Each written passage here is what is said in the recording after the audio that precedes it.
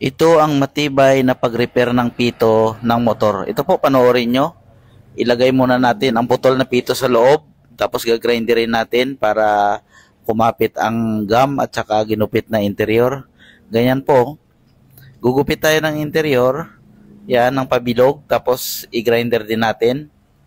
Yan. Tapos idikit dyan ang rubber gum. Pagkatapos yan, idikit natin yan doon sa interior na pinagtanggalan ng pito. Yan, balatan natin. Itapal natin dyan. Yan, tapos ipitin na natin ng plancha. Yan. May oras po yung pagluto niyan. Yan, higpitan natin maigi. I-testing natin. Yan po, mainit na po yan. Yan, okay na po. Luto na siya.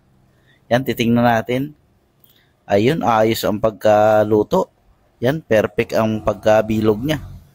Yan. Tapos, ipagpag natin para lumusot dyan ang pito. Yan. Pupukin natin ng martilyo. Yan, para lumabas ang pito. Tapos, lagyan natin ng washer. Yung cone washer na yan. Yan. Tapos, nuts. Tapos, higpitan natin. Higpitan natin ng maigi. Yan, yabi. Tapos, gamit tayo ng pliers. Yan, higpitan. Tapos, hanginan na natin. Pag hinanginan natin, lublob natin sa tubig. Tapos, iuga-ugain natin yung pito. Yan. Walang kasingaw-singaw po. Maraming salamat po. Peace.